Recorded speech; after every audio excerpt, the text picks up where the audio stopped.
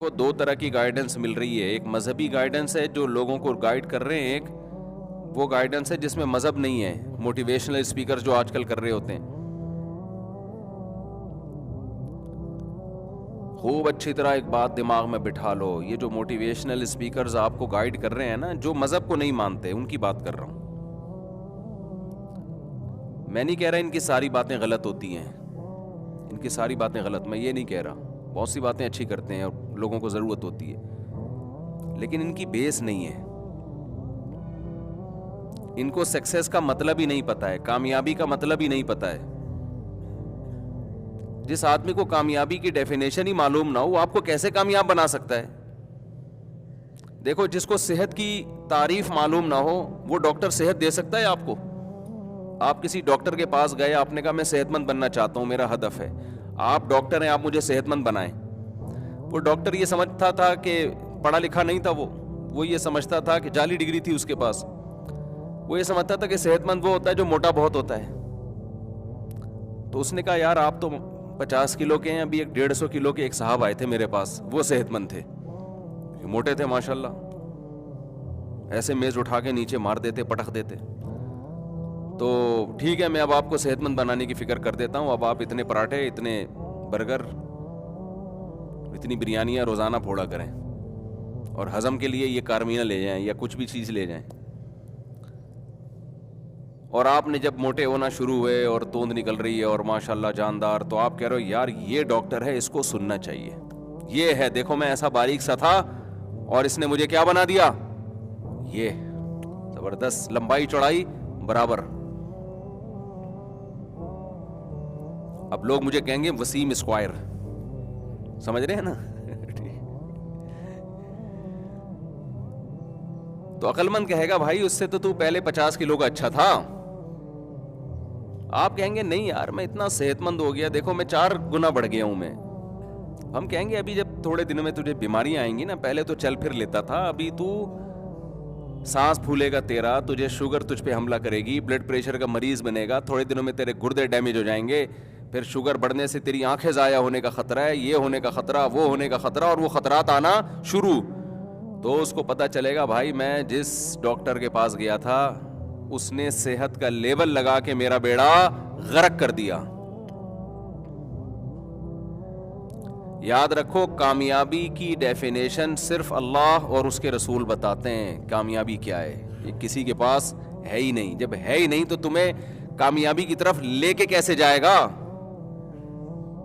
آپ سمجھ رہے ہو یہ اس کی عزت اور شہرت, اٹ از کامیابی. یہ کامیابی کا دھوکہ ہے, یہ کامیابی نہیں ہے. شاعر نے کہا ہے نا, رنگ رلیوں پہ زمانے کی نہ جانا اے دل, یہ خزاں ہے جو انداز بہار آئی ہے.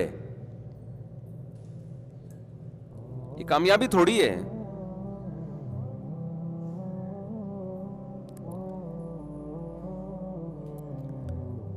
کامیابی صرف 2 لفظوں میں, جس کا رب اس سے راضی ہے, خدا راضی ہے بس. کیونکہ کامیابی کی خزانے کس کے ہاتھ میں ہیں؟ اللہ کے ہاتھ میں.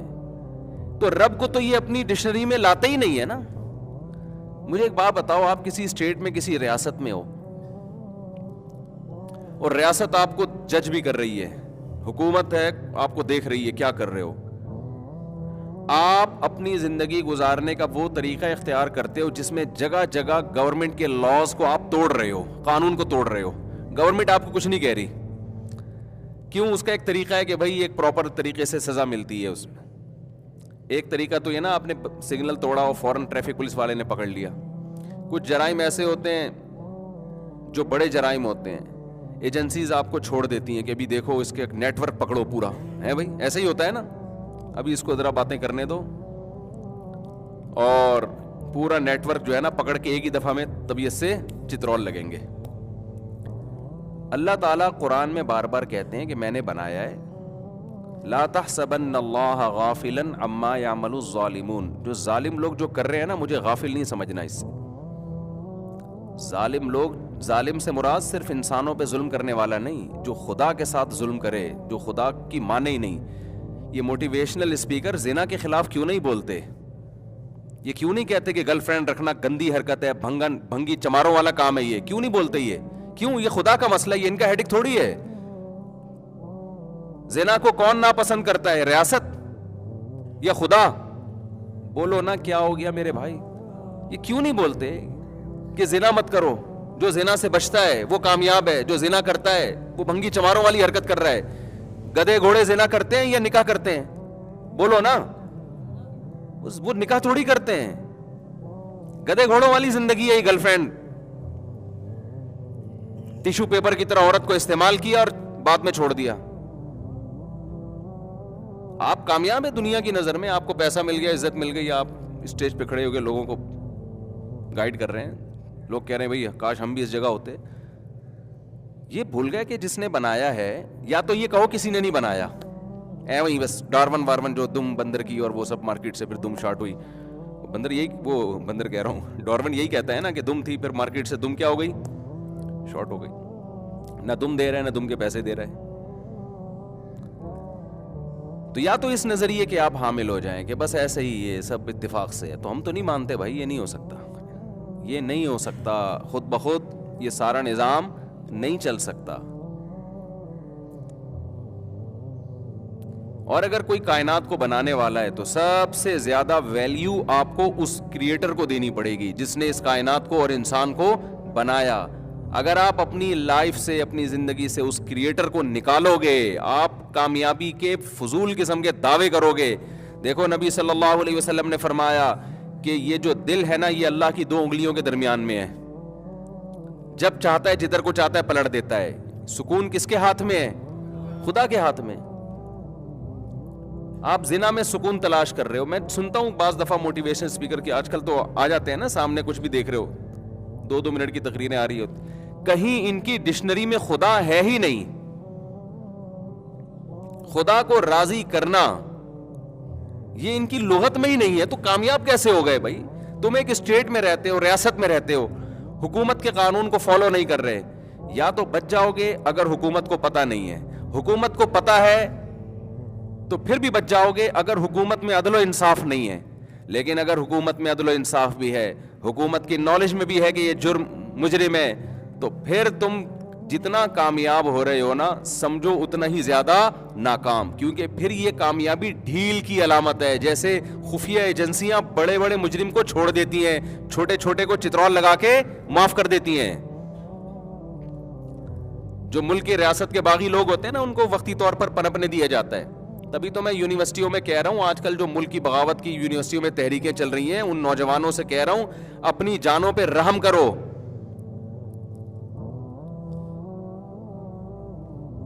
یہ آج کل بہت بغاوت کی باتیں یونیورسٹیوں میں چل رہی ہیں کہ اسٹیٹ کے خلاف نظام کو پلٹنا ہے. نظام کو پلٹنے کا وہ طریقہ اختیار کرو جو سوٹیبل ہے.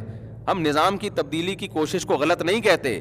کوشش وہ کرو جو گراؤنڈ ریئلٹی سے میچ کرتی ہو. مسلح بغاوت کی باتیں اگر آپ نے یونیورسٹیوں میں شروع کر دی تو یہ جو اس طرح کی ٹریک پہ آپ کو چلا رہے ہیں نا، خود بھی مریں گے، آپ کو بھی پٹوائیں گے یہ. اور جب آپ جیلوں میں چمڑیاں ادھیڑی جائیں گی نا، پھر آپ ان سے یہ بہت ہوتا رہا ہے ماضی میں. تو لڑکوں کی صلاحیتیں خراب کر رہے ہیں، برباد ہو رہی ہیں صلاحیتیں. جس ایجوکیشن میں آپ لگے ہو اس میں ترقی کرو. آپ بیوروکریسی میں جاؤ، آپ فوج میں جاؤ. اگر برے لوگ ہیں فوج میں تو اچھے بھی تو جا سکتے ہیں. عدلیہ میں برے لوگ ہیں تو اچھے بھی تو جا سکتے ہیں. اس طرح سے انقلاب کی کوشش کرو. ہر تھوڑے دن میں یونیورسٹی میں کوئی بھی بغاوت کے نام پہ لڑکوں کو، یار یہ خلیفہ کہاں ہے؟ خلیفہ ہمارا تو کوئی خلیفہ ہی نہیں ہے، تو خلیفہ بناؤ. ایجنسیوں کو سب پتا ہوتا ہے کون خلیفہ بنا رہا ہے، کون بن رہا ہے. اور یہ کئی سالوں سے تحریکیں ملک میں چل رہی ہیں، کئی سال. اس میں ہوتا یہ ہے کہ ایجنسیاں ٹریس کر رہی ہوتی ہیں کہ یار ان کا یہاں اجلاس ہوتا ہے، یہاں یہ باتیں کرتے ہیں، یہاں تو ٹھیک ہے اتنے لوگ ہونے تو اتنے ہم افورڈ کر سکتے ہیں. اس سے تھوڑا زیادہ ہوں گے تو پرانے والوں کو اٹھاتے ہیں، پھر وہ مارتے ہیں، پیٹ. وہ تو پھر ان کی تو کوئی حدود ہی نہیں ہوتی پھر. تو ہم بہتر نہیں ہے کہ وہ بات پہلے نوجوانوں کو بتا دیں جو بھگتنے کے بعد، تجربوں کے بعد سیکھو گے. پہلے ہی ہوشیار بن جاؤ. کوئی بھی ریاست اپنے ملک میں اگر وہ ریاست اسٹرانگ ہے، وہ بغاوت نہیں کرنے دیتی. اگر کرنے دے رہی ہے اس کا مطلب وہ پورا نیٹ ورک پکڑنے کے چکر میں ہے. الا یہ کہ ملک میں کوئی مضبوط حکومت ہی نہیں ہے، جیسے افغانستان میں وہاں تو ایک ریاست ہی نہیں تھی نا, وہاں کی عوام اٹھی, انہوں نے پلٹ دیا سارا نظام اور الحمدللہ ایک اسلامی ریاست قائم کی وہاں پہ. وہاں تو کوئی اسٹیبل گورنمنٹ ہی نہیں تھی. تو خیر یہ بات بیچ میں کہاں سے کہاں آ گئی. آج نوجوان دین پہ آتے کم ہیں, آتے ہیں تو پھر ان کی صلاحیتوں کو ایسی جگہ ضائع کیا جاتا ہے جہاں ان کی محنت بہت ہے, اس کا رزلٹ کچھ بھی نہیں ہے, زیرو ہے.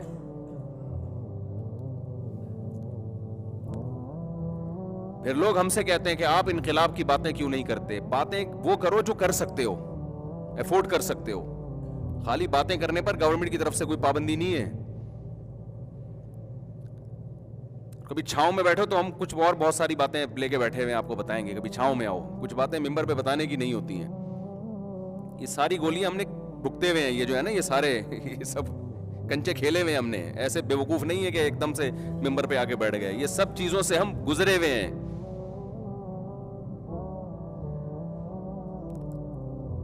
تو ملک میں انقلاب آنا چاہیے, لیکن وہ انقلاب جو انقلاب ہو, ایسا نہ ہو انقلاب کے لیبل پہ جو تھوڑا بہت پاور ہے دینداروں کے پاس, کچھ تھوڑے سے داڑھی والے باقی رہ گئے, وہ بھی مارکیٹ سے شارٹ ہو جائے. مصر میں یہ کچھ ہوا ہے ماضی میں, آپ دیکھیں وہاں پھر داڑھیوں پر پابندی لگا دی گورنمنٹ نے کہ یار یہ